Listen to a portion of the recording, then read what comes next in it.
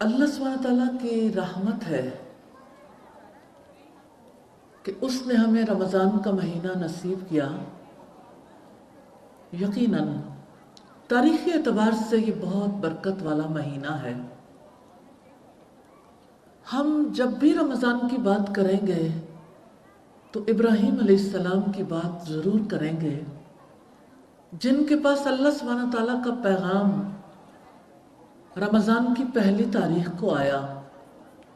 ہم ضرور سیدنا موسیٰ علیہ السلام کی بات کریں گے، جن کے پاس اللہ سبحانہ تعالیٰ کا پیغام تورات تب آیا جب رمضان کے 6 دن گزر چکے تھے.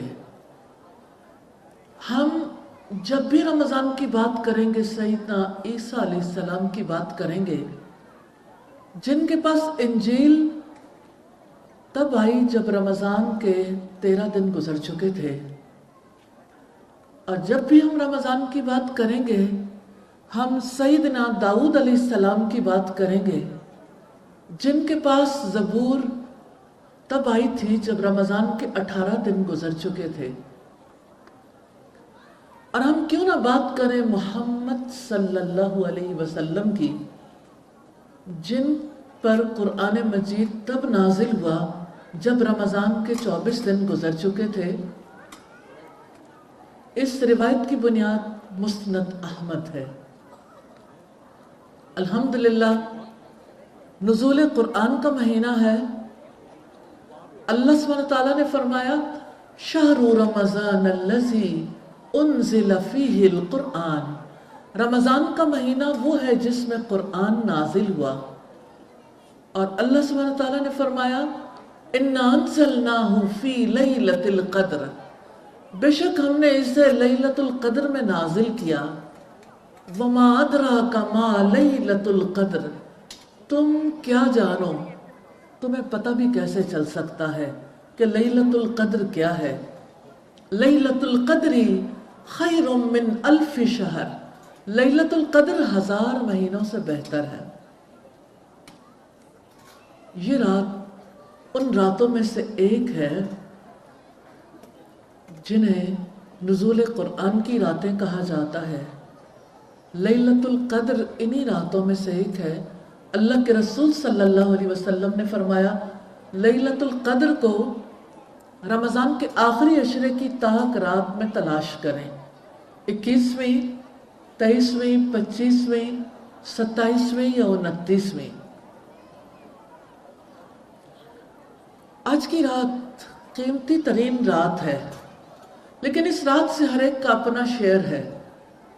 کوئی اس رات میں اللہ سبحانہ تعالیٰ کا ذکر کرتا ہے، دعائیں کرتا ہے، کوئی قرآن مجید کی تلاوت کرتا ہے، کوئی اللہ سبحانہ تعالیٰ کے لیے قیام اللیل کرتا ہے. رات کا یہ وقت بہت تھوڑا سا ہے. اللہ سبحانہ تعالیٰ سے میں دعا کرتی ہوں کہ وہ اس رات کی ہر برکت ہمیں نصیب کرے. ایک بہت خوبصورت حدیث آپ کو سنانا چاہتی ہوں،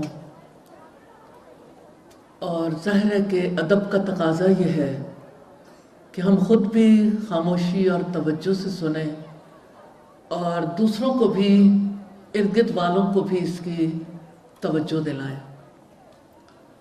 ہمارے پیارے نبی محمد صلی اللہ علیہ وسلم نے فرمایا اللہ سبحانہ تعالیٰ کے کچھ فرشتے ایسے ہیں جو ذکر کی مجلسوں کو تلاش کرتے رہتے ہیں جہاں اللہ سبحانہ تعالیٰ کا ذکر ہوتا ہے. جیسی آج کی یہ مجلس ہے، جب ایسی مجلس مل جاتی ہے تو فرشتے دوسرے فرشتوں سے کہتے ہیں آپ بھی آ جاؤ آ جاؤ. پھر اتنے فرشتے اکٹھے ہوتے ہیں کہ جگہ ختم ہو جاتی ہے. پھر فرشتے ایک دوسرے کے اوپر پرے باندھنا شروع کرتے ہیں حتیٰ کہ وہ آسمان تک پہنچ جاتے ہیں. پھر جب آسمان تک پہنچتے ہیں تو اللہ سبحانہ تعالیٰ ان سے سوال کرتے ہیں کہ اے میرے فرشتوں، یہ تو بتاؤ تم نے میرے بندوں کو کس حال میں پایا. تو فرشتے جواب دیتے ہیں کہ اے ہمارے رب، آپ کے بندے آپ کو یاد کرتے ہیں. تو اللہ سبحانہ تعالیٰ پوچھتے ہیں کیا انہوں نے مجھے دیکھا ہے؟ تو فرشتے جواب دیتے ہیں کہ نہیں، آپ کو دیکھا نہیں، اللہ تعالیٰ پوچھتے ہیں، حالانکہ اللہ تعالیٰ خوب جانتے ہیں کہ یہ بتاؤ کہ اگر وہ مجھے دیکھ لیتے پھر کتنا یاد کرتے. تو فرشتے جواب دیتے ہیں کہ پھر تو بہت خشوع و خضوع سے، بہت دل کی رغبت سے آپ کو یاد کرتے. پھر اللہ سبحانہ تعالیٰ سوال کرتے ہیں کہ یہ بتاؤ کہ میرے بندے مجھ سے کیا مانگتے ہیں. آپ میں سے ہر کوئی دل میں کوئی تمنا، کوئی طلب، کوئی دعا، کوئی نہ کوئی ایسی چیز ضرور رکھتا ہے جو اپنے رب سے مانگنا چاہتا ہے. اور یہ ان راتوں میں سے جن میں دعائیں قبول ہوتی ہیں. اور ہم ذکر کی مجلس میں ہیں تو اللہ سبحانہ تعالیٰ جب یہ پوچھتے ہیں تو فرشتے جواب دیتے ہیں تجھ سے تیری جنت کا سوال کرتے ہیں. تو اللہ تعالیٰ پوچھتے ہیں کیا انہوں نے جنت دیکھی ہے؟ تو فرشتے جواب دیتے ہیں کہ نہیں اے ہمارے رب، انہوں نے جنت نہیں دیکھی. تو فرشتے سوال کرتے ہیں، فرشتوں سے اللہ تعالیٰ پوچھتے ہیں اگر وہ جنت دیکھ لیتے پھر کس طرح سے سوال کرتے؟ تو فرشتے جواب دیتے ہیں کہ پھر بہت دل کی رغبت سے تجھ سے جنت کا سوال کرتے. اللہ تعالیٰ پوچھتے ہیں میرے یہ بندے مجھ سے اور کیا مانگتے ہیں؟ تو فرشتے جواب دیتے ہیں تجھ سے تیری آگ سے، تیری جہنم سے پناہ چاہتے ہیں. اللہ تعالیٰ پوچھتے ہیں کیا انہوں نے آگ دیکھی ہے، میری جہنم دیکھی ہے؟ تو فرشتے جواب دیتے ہیں کہ نہیں اے ہمارے رب، انہوں نے جہنم نہیں دیکھی. تو اللہ سبحانہ تعالیٰ پوچھتے ہیں اگر وہ میری آگ، اگر وہ میری جہنم دیکھ لیتے پھر کیسے دعا کرتے؟ تو فرشتے کہتے ہیں کہ اے ہمارے رب، پھر بہت گڑ گڑا کر تجھ سے تیری آگ سے پناہ چاہتے. اللہ سبحانہ تعالیٰ اس پر کہتے ہیں میرے یہ بندے جو بھی سوال کرتے ہیں، جو مانگنا چاہتے ہیں، انہیں وہ سب کچھ عطا کر دو.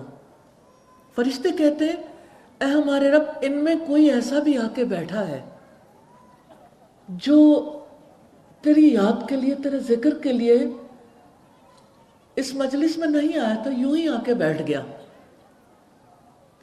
تو اللہ سبحانہ تعالیٰ سے وہ سوال کرتے ہیں کہ اس کے لیے کیا اجر ہے؟ تو اللہ سبحانہ تعالیٰ کہتے ہیں ان جیسے لوگوں کے ساتھ بیٹھنے والوں کو بھی محروم نہیں کیا جائے گا. جو کچھ اس مجلس میں آنے والے مانگتے ہیں سب کچھ عطا کر دو. یہ اللہ سبحانہ تعالیٰ کی رحمت ہے، یہ اس کا کرم ہے کہ اس نے ہمیں توفیق دی کہ ہم ذکر کی اس مجلس میں بیٹھے ہیں. میں اللہ سبحانہ تعالیٰ سے دعا کرتی ہوں آج کی اس مجلس کو برکت والا، ذکر والا، دعاؤں والا بنا دیں. اللہ سبحانہ تعالیٰ ہمیں توفیق دیں کہ ہم آج کی اس مجلس کی ساری برکتیں، ساری بہاریں لوٹ سکیں. اللہ سبحانہ تعالیٰ ہمیں توفیق دے کہ ہم اس مجلس کے ادب کا خیال کریں اور ہم زیادہ وقت اللہ سبحانہ تعالیٰ کے ذکر پر لگائیں. ایسا ہو سکتا ہے آپ سن رہے ہوں، آپ دیکھ رہے ہوں، ایسا ہو سکتا ہے کہ آپ اس وقت اپنے دل میں بھی کوئی بات رکھے ہوئے ہوں، لیکن آپ کی زبان اللہ سبحانہ تعالیٰ کا ذکر کر سکتی ہے. نبی کریم صلی اللہ علیہ وسلم نے فرمایا اذا مررتم بریاض الجنہ، جب تم جنت کے باغیچوں پر سے گزرو، فرتعوا، تو کچھ پھل کھایا کرو. تو نبی کریم صلی اللہ علیہ وسلم سے صحابہ کرام نے کہا کہ اللہ کے رسول یہ بتائیے جنت کے باغیچے کون سے ہیں؟ تو آپ صلی اللہ علیہ وسلم نے فرمایا مجالس الذکر، ذکر کی مجلس ہے. ایک اور بار آپ صلی اللہ علیہ وسلم نے فرمایا اذا مررتم بریاض الجنہ، جب تم جنت کے باغیچوں پر سے گزرو، فرتعوا، تو کچھ پھل کھایا کرو. صحابہ کرام نے پوچھا جنت کے باغیچوں کے پھل کون سے ہیں؟ تو آپ صلی اللہ علیہ وسلم نے فرمایا سبحان اللہ والحمد للہ ولا الہ الا اللہ واللہ اکبر. اور آپ نے فرمایا 4 کلمات ایسے ہیں مجھے ہر اس چیز سے زیادہ عزیز ہے جن پر سورج طلوع اور غروب ہوتا ہے. 4 کلمات. آپ امیجن کر سکتے ہیں سورج کس چیز پر نکلتا ہے ایک دن میں اور کس کس چیز پر غروب ہوتا ہے؟ تو دنیا میں کوئی ایسی چیز نہیں بچتی جس پر سورج نکلتا نہ ہو یا سورج ڈوبتا نہ ہو. تو رسول اللہ کو ہر ایک چیز سے زیادہ محبوب یہ 4 کلمات تھے. سبحان اللہ والحمد للہ ولا الہ الا اللہ واللہ اکبر. تو آئیے یہی کلمات دہراتے ہیں. سبحان اللہ والحمد للہ ولا الہ الا اللہ